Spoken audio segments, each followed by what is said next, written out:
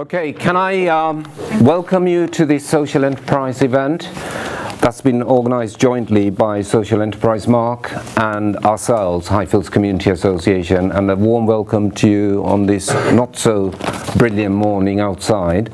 So thanks for making the trek across here. We're delighted to have with us not just Lucy, who's come up all the way from London? Exeter, even further still. Warm. And John Ashworth, our local MP, and you'll be hearing from them, as well as some of the agencies that have been awarded the Social Enterprise Mark. So they'll be speaking about how that has aided their agencies in relation to demonstrating social value. A little about ourselves, the Highfields Community Association. We've been established for over 41 years, and we completed a near 14-year journey to achieve community governance of this building and its services. It was fraught at times. It's reflected in some of the press coverage you see there, some of the building works that went on during that time. And we deliberately keep that up to remind ourselves and our users and our children as they come through that this building wasn't provided on a plate. It was fought for. Sometimes some very difficult legal, political, community campaigns to achieve that. Raising £5 million, redeveloping the old Highfields Youth and Community Centre and establishing the new Highfields Centre. And we've nearly completed 3 years since that transfer was effected. Our challenge now, as I said at the Independence Celebration event we held soon after that achievement, is to seek economic independence, to kind of paraphrase the struggles of third world communities. Their struggles for political independence became the be-all and end-all of their struggles. And they're finding 30, 40, 50 years on that dependency is not a way forward for them to be able to get on in making the changes in their societies. So for us, on a much more minor scale, it's about achieving economic independence. What does that mean in practical terms? Yes, it meant us having to upgrade all our operational policies and systems. But in the main, it's about ensuring that our dependence on City Council was not continued. So it's about how we can work with other partners in achieving and securing contracts. And we've been part of 7 different consortia. Rather than us making individual applications, we've hooked up with a range of different partners to pursue various funding opportunities. And we've been successful in 3 of those.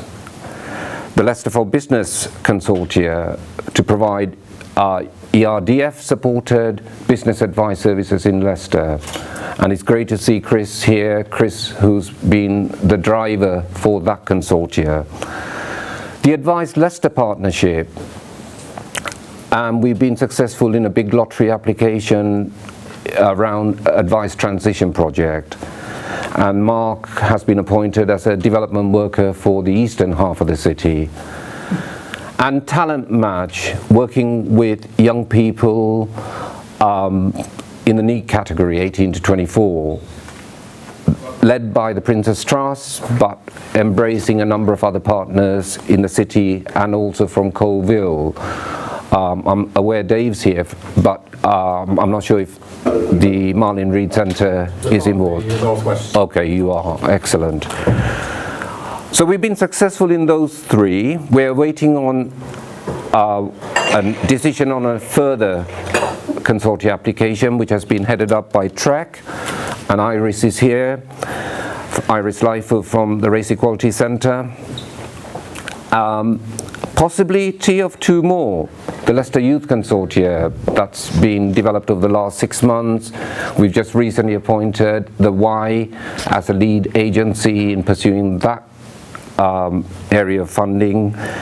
And we're also working with Barnardo's and a number of others on a major big lottery initiative, Fulfilling Lives, a better future for our 0 to 3s and their families. We're talking about a 40 to 50 million pound program over a 10-year period.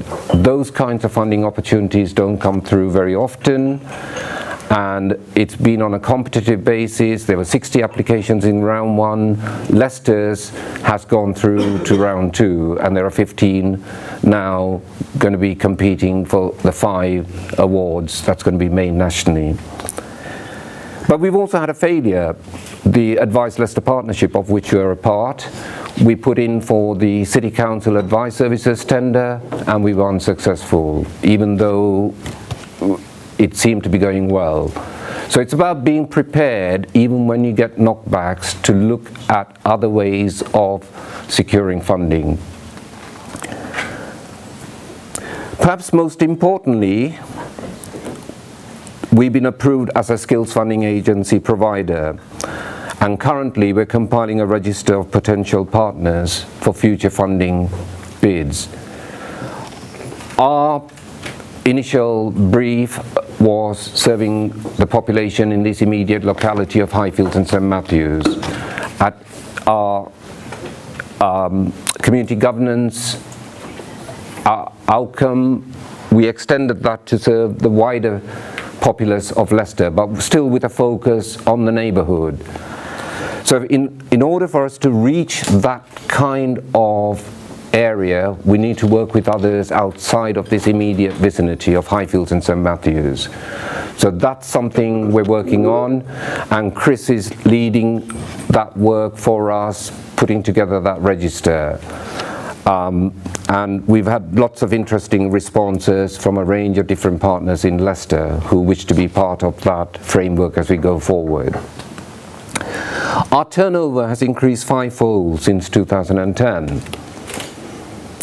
And that's significant in terms of all of the operational systems, the budgetary systems that's had to be put in place, and regular reports arising thereof. So for example, Pat, who's our facility and finance manager, has had to take on all of that additional role. Critical challenges lie ahead though, as we all know.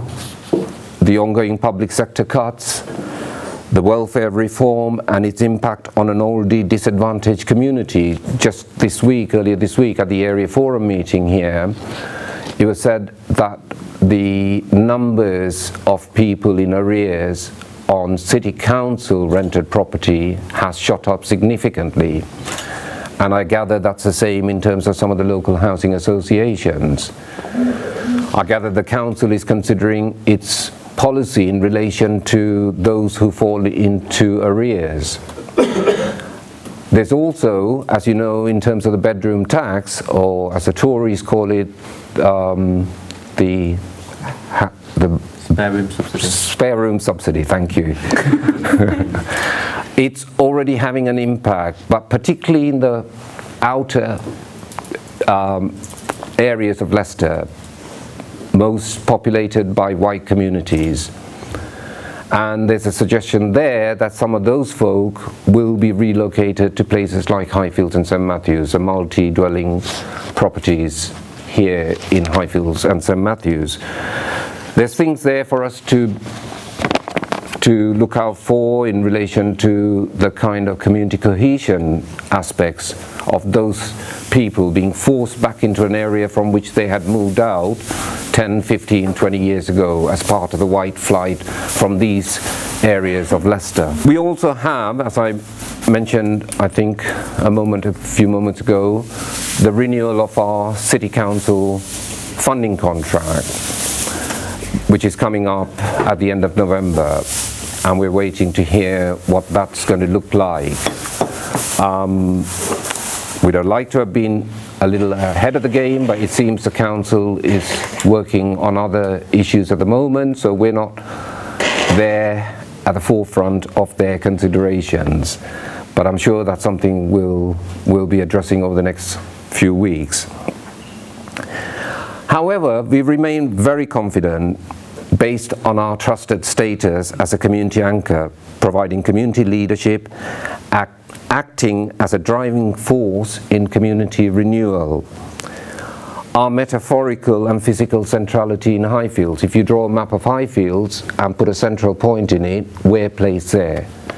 And because of our history, because of our staff, some of whom, you know, I've been here 32 years, Pat's been here 31 years, our premises officer's been here 30 plus years, under 5 staff 25 years. So it's that kind of track record of continuity that enables folk to come through. But there's also a challenge for us to renew our blood at all levels of our service provision, in terms of our board, in terms of our staff and volunteers and so on. And a critical part of that is the work with young people. Our ability to work with a range of different partners, both locally and wider afield, and our skills, knowledge, experience, dedication and belief in what we're doing, that enables us to continue our journeys of enhancing lives, empowering communities and enterprise for one and all. That's what we're about, and that's what we would want to continue being about as we go forward over the next 2 years and more. Thank you. Excellent, thank you very much. Well, it's great to be here in Leicester. I always enjoy coming to Leicester. There's lots of social enterprises in Leicester, and it really seems to be quite a vibrant hub for the social enterprise world. The Social Enterprise Mark was born about 3 or 4 years ago, and it came out of the issue that when you talk to somebody, everybody had their own idea of what social enterprise actually is. And social enterprises said to us, well, we want to be able to articulate why we're different from other types of business. So we were inspired really by the fair trade movement, and we did consult with fair trade quite extensively, and we've had fair trade expertise on our board for quite some time to develop the idea of a social enterprise. And it's a really, really simple thing. Basically, you apply to us, there's a set of criteria that you have to adhere to. If you meet our standards, and in some cases those organisations have to go to our certification panel. If you meet our criteria, then you are awarded the social enterprise mark, and that is what we have here and what we're going to be awarding today. Now, what are the criteria for the social enterprise mark? Essentially, it's about having a social and environmental mission written into what you do. So we would expect to see that in your governance. We would also expect to see that your organisation was reinvesting its profits, the majority of its profits, for social and environmental benefits, and that if that organisation should disappear off the face of the earth, that those benefits would be kept for society and the environment. And another key thing that we look for is that that organisation is essentially trading. That doesn't mean to say you have to be trading in the open market, that could be through contracts, but it's a different relationship to a grant relationship, and that is key for us because we're talking about enterprise here. And that organisation has to have its own independence as well. So if you've got a project that's part of another organisation, part of the local authority or part of the NHS, that organisation actually has to set up separately and have its own independent board, and to be able to define its own way forward going, its own destiny, if you like. So we've got around 350 mark holders now, and they do all sorts of things.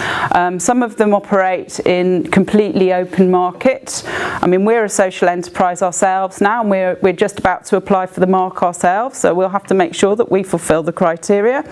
But you can have organisations. There's one that's not too far from here that is providing funerals for people. They're a family funeral business. They've set up a community interest company because they realised that actually some people couldn't afford a decent burial, and so they've set up a separate company that ploughs the profits from their other business into supporting people to have a decent funeral, right through to, you know, some very mega big externalisations from the NHS where we're talking about hundreds of millions of pounds. So a whole range and raft of different things that social enterprises can do. What I want to talk about today really essentially is about social value. I know some of you perhaps are more familiar with it than others, so I'll just do a quick recap, because essentially what social enterprises are doing differently is that they are providing social value to their local community and to society, we would hope, but it's about how we articulate that. So where did this idea about social value come from? I think there's two places. One is the Localism Act, which happened in 2011, where there's a concept to allow commissioners to return the social and public benefit purpose to the heart of commissioning, so they can actually choose an organisation that is maybe more local as part of what they do. And the Social Value Act, which actually allows people to consider before the procurement process actually starts, how or what might be procured, and how that social and environmental benefit might benefit that local, that relevant area. So there is an act there that allows commissioners to be able to consider how they are able to work within that local community. And then the Localism Act also has something called the community right to challenge, which allows the local people to say, well, actually we could deliver that service better. So there's a whole sort of panoply of legislation there. We don't know quite how many teeth it has, but there is a way in theory, for social enterprises to be able to benefit from that particular perspective. So how do we actually show this social value as social enterprises? And something that I've discovered, we did a piece of research this time last year, and we looked at some of our mark holders' websites, and what really came back to us was that there didn't seem to be a very social enterprises are great at doing what they do locally and getting on with what they do, but what they're not so good at is being able to actually articulate what they do that makes them different, and how the community benefits, in order to be able to show that social enterprises are actually a very good way of doing business, and they're different.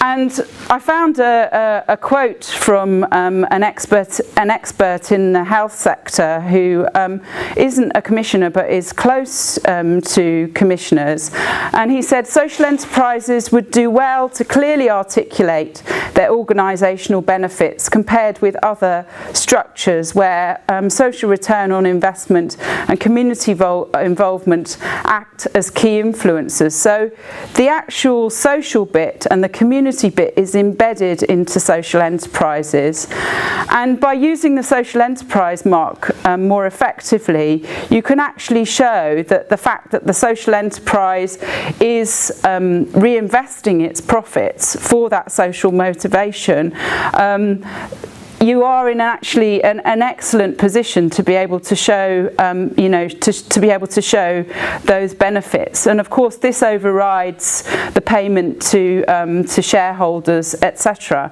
because, you know, any profit that is being made is being, by its very nature, reinvested back in for society and the environment.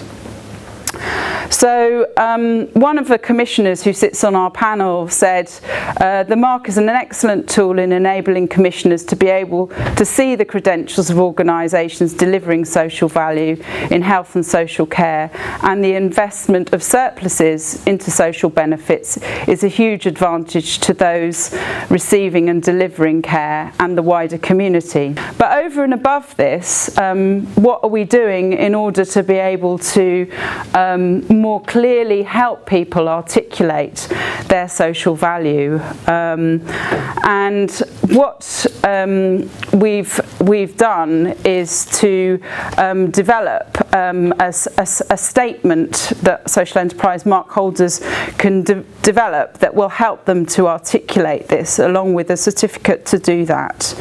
And it helps people think through the process of why they're different and what difference they're making. So I'll just use a little case study, if I may, of Dartington Hall Trust, who are a big provider of weddings and sort of social functions, a bit like what you do here, I think. You know, it's very beautiful, but it's actually a charity and social enterprise itself.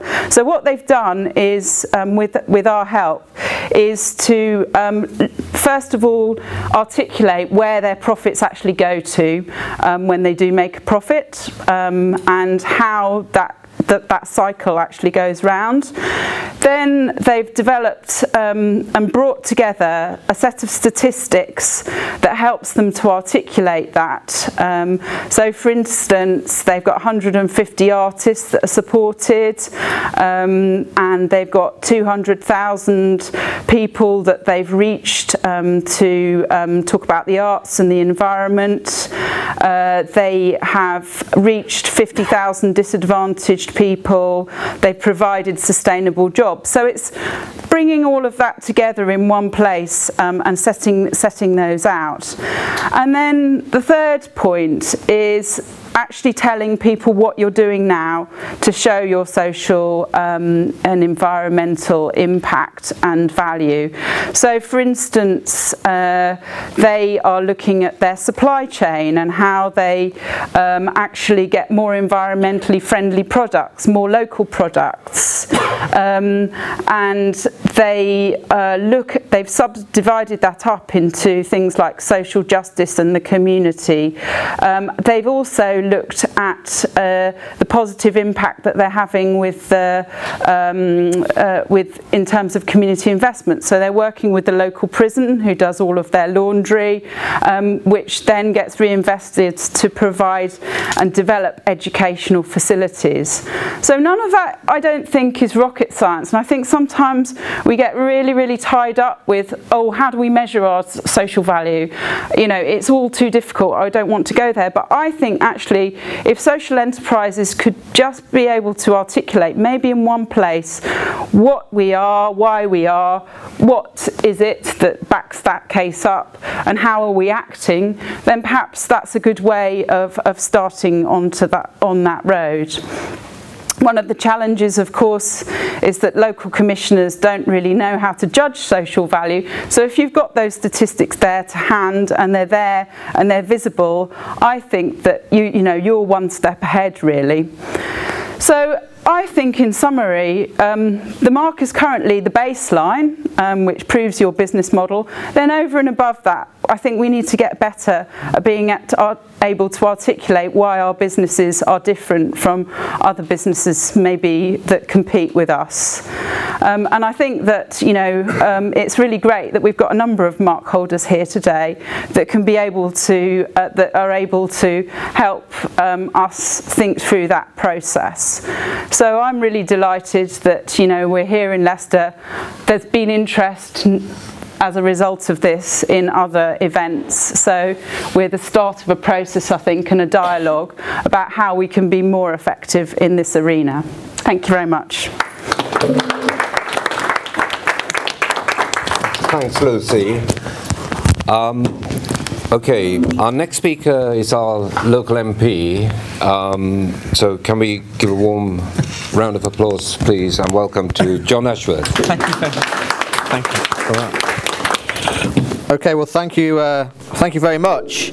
And I should start by thanking you, Lucy, for coming up all the way from Exeter to be in Leicester today and giving us that excellent presentation. And I hope you agree you're getting a very warm welcome here in Leicester, and you always will have a warm welcome in Leicester. And thank you, Priya, for inviting me to say a few words this morning. Look, I'll be very, very brief, but I just want to start by saying I'm absolutely delighted that the Highfields Community Association has won this social enterprise mark. Every time I come to this centre, and I come here often at your kind invitation, Priya, I'm absolutely bowled over and impressed by the work that goes on here. Whether that's work with our young people, giving them opportunities, getting them off the streets. One of the young people who comes here regularly is filming us and he's taking a picture of me as I speak, and we've done a lot together over the years at similar events like this. I'm always impressed when you invite me along to your annual certificates evening for everyone who has been on the different courses that you put on or that you partner up with to put on, whether that's the ESOL classes or the other skills-based courses where particularly, well not always, but often a lot of women are coming here to get an education to help them get on in life. And I think that the work that you do there, that is social value in itself, and that in itself, as far as I'm concerned, is enough for you to win such an award. But it's not just that, it's also the work that you're doing to encourage business starts up, the work that you're doing to encourage people to think about starting an enterprise, whether that's a social enterprise or whether it's their own business. Lucy, you are sitting in one of the most deprived parts of Leicester, sadly, despite all the investment that's gone in over the years, and as you said, that investment's being cut back now, but it remains one of the most deprived parts of Leicester. Yet the people in this part of Leicester are perhaps some of the most enterprising, some of the most ingenious, some of the most entrepreneurial, and they come to centres like the Highfield Centre and they get help, skills and guidance, and then go on and start up businesses and social enterprises. It's every year, the stuff that goes on in this centre is building that social value out there, or building social capital, whatever you want to call it. And it's kind of fashionable now for politicians to talk about the big society and to talk about how we want to see social capital built in society. Well, as Priya said, the Highfield Centre has been doing this, did you say 41 years? 42. 42 years. 42 years. And, there are so many people in Leicester who do so much and contribute so much to our community, who contribute to making Leicester that dynamic, innovative city that it is today, because they came through the Highfield Centre at some point. So that is the example of the social value that this centre provides. So I'm really pleased to be here. I'm really pleased that you have won this award. I noticed on the certificate it says it's only valid until the 31st of July 2014. Well, I'm confident that next year you'll get another award. I'm absolutely confident of that. And you said this is only the baseline. Is there a higher up award you can get? We're just developing one. Well, I reckon next year we'll get that higher up award because the work that goes on here is just so brilliant. And it's not just the people of Leicester who come here to make this centre brilliant, it's all the staff who work here, some of whom have been here longer than I realised, 32 years, 31 years was it, but everybody who works here. And the thing about this centre, Lucy, is that, look, there's community centres everywhere, and some of them are successful, some of them get the same sort of 10 people going to them. The community really value this centre. The community, if this centre didn't exist, we would have to invent it. You should come here to the Highfields Festival, or you should come here perhaps when one of the awards evenings, or you should just come here when the young people are here, and you'll see how valued this centre is. And that's why I'm so pleased that you've rightly recognised us. Thank you for coming along, and well done to Priya and all the staff for putting all the effort and hard work into winning this award. So.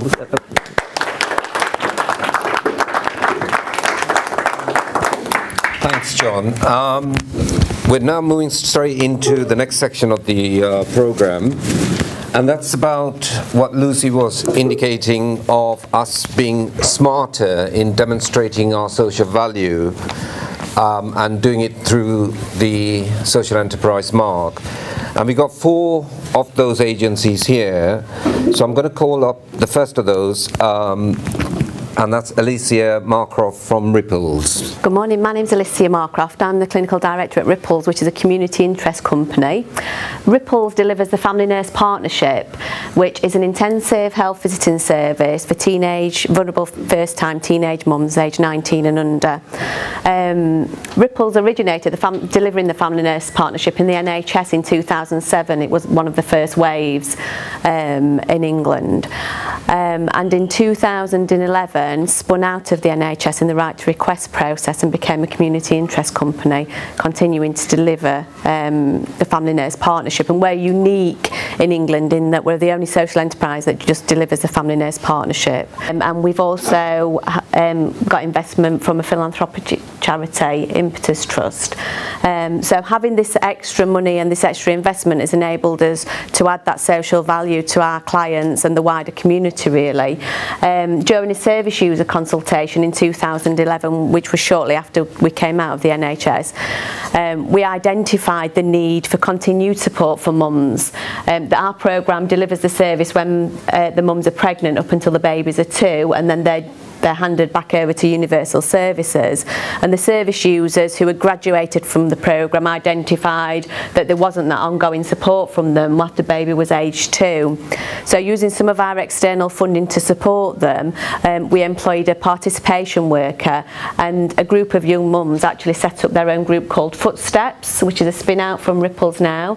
They were successful with our support in bidding for some funds from Derby City Council, part of the Youth Opportunities funding, and they're now they're still meeting quite regularly, and we're looking at the other areas where we deliver Family Nurse Partnership and looking at that model. It's also being looked at by the National Family Nurse Unit as well, because we're the only Family Nurse Partnership who's been able to look at adding that extra in and creating that extra social value, and it's been that's the social enterprise that has allowed us to do that. Had we been in the NHS, we would have worked with other agencies and linked them in, but I don't believe it would have been as successful as it has been, because we've been able to employ that participation worker to support those young people, and they are at a point now where they will be self-sustaining. They will always, I think, rely on us for that guidance, advice and support in bidding for other things and going forward. So. Apex, a charity-based organisation that supports vulnerable and marginalised individuals through support, learning and jobs. Enable programme. People that have got some form of disability, we help them work in various different areas, so it could be finding employment, self-employment. We've got the learning element where we've got customers coming through and going through ESOL, functional skills, maths and English, various different things like that. Then jobs, which is the main area for ourselves. We work with Action Homeless, various different other organisations, but predominantly my area is working with people to find them employment. And we work through the various areas of interview techniques, CV workshops and all things like that. So that's how we work with our customers and service users, but primarily last year we got 56 job outcomes from people that are furthest away from the mark, people with disabilities, actually from homeless backgrounds, ex-offenders. We're just starting up a new programme now with Business the Smart Way to work with ex-offenders to develop opportunities in the marketplace, reinvesting monies from what we've been doing into Changing Room, which is a modern area downstairs on our ground floor where people come along, people with disabilities that have got an area to go to that's very private, somewhere with a hoist, facilities for those individuals to be able to use facilities within the town centre for their own personal reasons. Apex Cafe, we've actually got that now, which is open to the public, and people use those as a lab where we've got some of our customers and service users that come into that area and learn different skills to go out into the workplace. So those are the sort of things that Apex does. The Apex is very much around support, learning and jobs.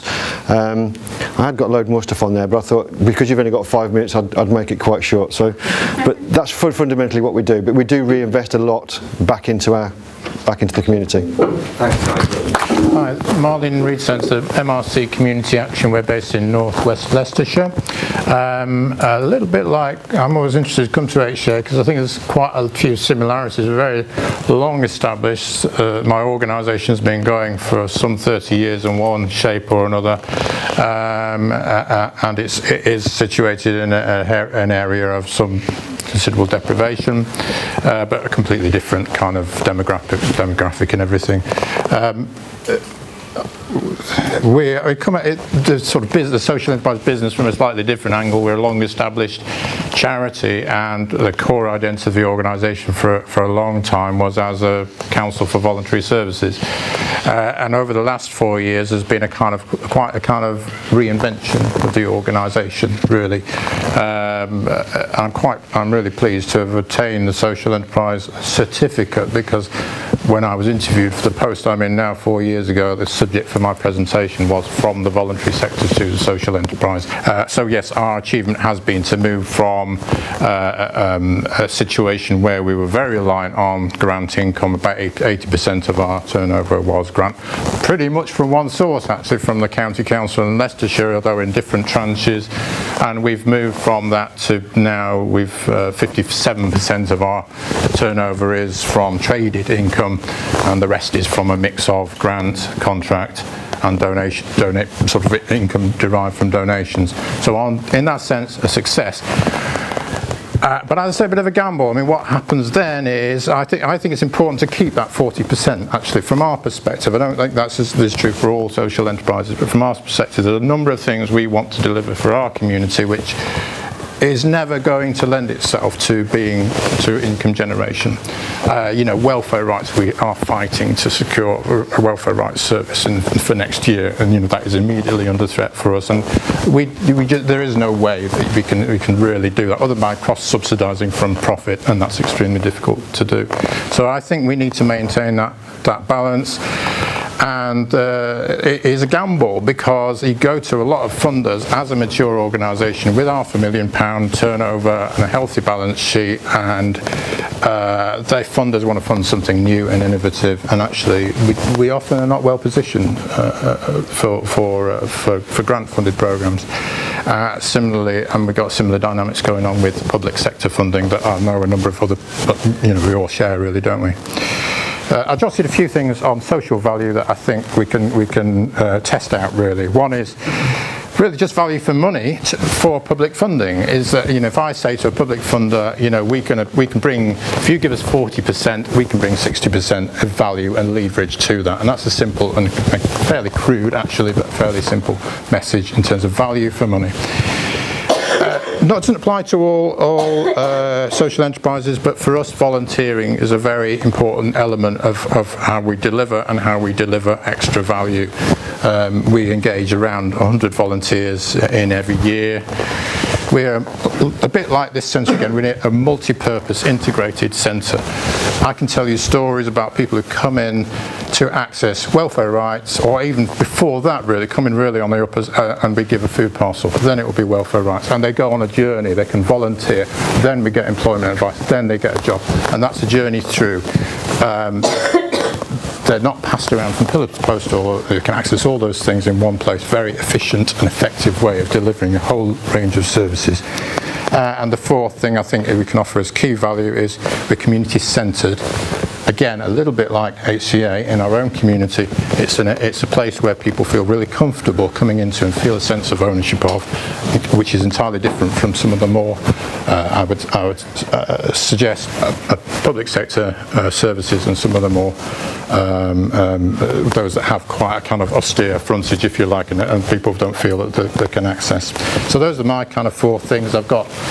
This is our attempt in print to demonstrate our social value. I'm Alex from ADP Projects. Our journey is a little bit different from everyone else, and then the fact that we started as a commercial company with 20 years experience of working on the high street, delivering stores, the detail of stores, your high-end stores. We worked for Reebok, we worked for Nike. But we got involved with a community project over in Newark, which was a pupil referral unit. And we did consultation with the pupils, with the stakeholders, with the staff to transform, which was a really bad building, into something special for those young people. And involved in that, we got high compliments from Sir Digby Jones, and the building was eventually opened by Prince Edward. And we thought, this was good experience, let's work with more community organisations. And we started calling and getting in touch with the organisations until we got in touch with a young man named Peter Holbrook when he was still with Sunlight. And he asked us if we would get involved in putting in a community cafe into one of Henry VIII's castles in Portsmouth. And we said, yeah, we can do that. And while we were in the process of doing that, Peter moved to Social Enterprise UK, and we carried on with the project, and we delivered it with English Heritage very successfully. But in the meantime, Peter and Lucy had launched nationally the Social Enterprise Mark, and Peter convinced us that we should become a CIC and we should apply for the mark. And we did, and we've been working purely with community organisations, although now we're getting more and more commercial organisations looking at the corporate and social responsibility and wanting the social enterprise mark badge on the company that's working with them. And we found that very successful when we approached the National Union of Students, who are all charities now. And they looked at us and they looked at the fact that we were a social enterprise and we had the social enterprise mark.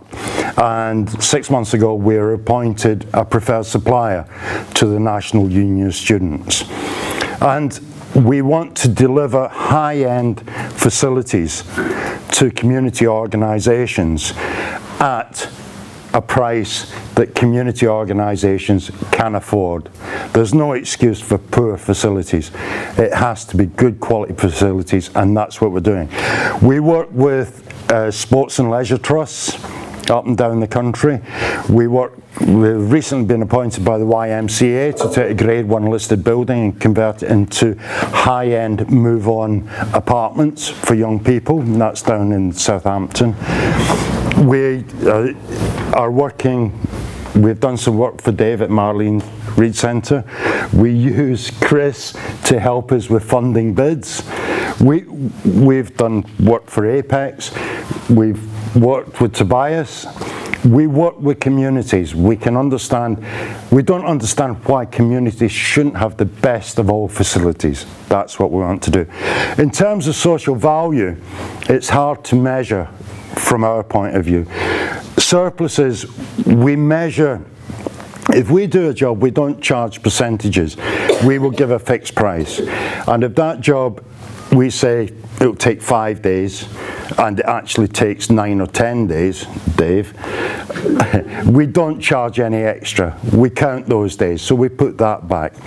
In terms of the impact of the facilities that we deliver, we have lots and lots of great quotes about how the facility is getting more people through the door, delivering more. But how do we measure that? We can't. We're working on it because we want to be able to say we have a social impact. And I forgot, we've actually worked with you as well, Priya. We do get around. We cover the whole country. We'll go anywhere where there is a not-for-profit organisation that wants to deliver something special to their community. And we find that having the mark really does say that we are a little bit different. So that's us, and thank you. So firstly, I'm going to hand over to John to hand Priya and award Priya officially the Social Enterprise Mark. So.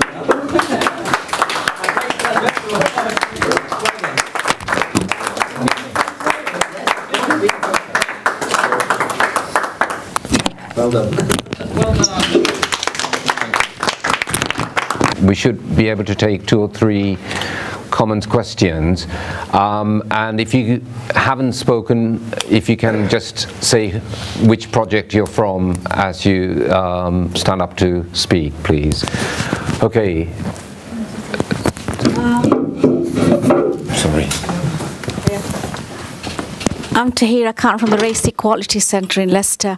Just wanted to know, is there a directory of social enterprises in the UK? There's a directory of mark holders, social enterprise mark holders on our website. Okay. And basically, because we are, certifying those organisations, that's what we would promote, because they've been through our processes, so they're actually guaranteed. So you can go onto our website, which is socialenterprisemark.org.uk, and you see a little directory at the side. Yeah, it's on that leaflet, and you'll see all of our mark holders, and they're subdivided into both where there's a map, you can see where they are, and also you can see what type of businesses they are, so it divides it up into themes as well. There's recently been on the agenda talk about workfare. And I wonder, in terms of social enterprise, whether there is a bottom line, and there will be a bottom line when it comes to issues like workfare. And I wondered if the panel had any comments on the fair trade aspects. Okay, perhaps if I make an initial response to that, we took a decision as Highfields Community Association not to be involved with the work programme. It seemed there were a number of people, including many of the voluntary sector agencies, social enterprises, others, who were engaging up and down the country. But the parameters of what the work programme was about was something that we didn't think sat well within our overall framework of operations, our belief, our ethos, and so on. The proposed work fair is still to be seen how that pans out. We do believe there is real opportunities, particularly for young people, women returners, as well as other adults, to be offered an opportunity on that journey that Dave was talking about, where they come in to pick up a food parcel, get to speak to somebody else about some rights, opportunities for volunteering, and so on and so forth. But compulsion as part of that, I'm not sure that sits well with what we're about. And on the work programme, I think pretty similar to what Priya's said, some of our mark holders have been involved with it, and a lot of them have actually found it to be quite a difficult thing. And in fact, one of our social enterprise mark holders went under as a result of being involved in it and not getting the payment. So, thanks, Lucy. John. Okay, I mean, what I would say is, look, I mean, it seems to me the government brief this story like every sort of 3 or 4 months on workfare in order to get good headlines in the Daily Mail. And look, it was no coincidence, it was their party conference this week, so there's a bit of politics going on this. But I would say a couple of things. Look, if we're honest, the voluntary sector is being cut back, whether that's the direct money from government or the money it gets through city councils, it's being cut back. So if the government are saying, you know, for you to get your benefits, you're going to have to go and do all this voluntary work and all that, well, you know, can the sector provide it when all these cuts are going on? I suspect not. Clearly, people being forced to go and stack shelves in Tesco's, i.e. do a proper, what should be a paid job in return for benefits, is unacceptable. But if we're looking at schemes to get young people back to work, we should be looking at things along the lines of the Future Jobs Fund, which I believe you participated in, and lots of social enterprises participated in, which was sadly cut back by the government when they got in. I'm sorry for colleagues that I'm being political, but then, you know, I am a politician, so it is my job to be political. And, you know, we've got close to 1 million young people unemployed. So it's things like the Future Jobs Fund. Leicester City Council have got a similar sort of scheme up and running called Step Up. Which you're involved in. So things like that is what we should be looking at to get young people back to work, but they're questions, they're big political questions that, you know, the different political parties have different approaches on. It's really just a comment and to add to the congratulations really from the floor, Priya. I mean, I think I've seen over the years the fantastic work that you and your colleagues have done here, and I just wanted to, you know, make it known that there are a lot of people in the city who recognise the incredible and invaluable work that you as an individual and your staff have done. I think it should be recognised that the achievement today is partly the culmination of that, but you've done some really fantastic work down the years, so I just want to ensure that that is recognised today. Thanks. Can I take this opportunity to thank our special guests, Lucy Finley and John Ashworth. Can we show our appreciation, please? And also to our colleagues from the Ripples, Alicia Marcraft, Apex, Nigel Paget, Marlin Reed Centre, Dave Alquist, and last but not least, ADP Projects, Alex McPherson, for their contributions, and also for your attendance. Thank you very much.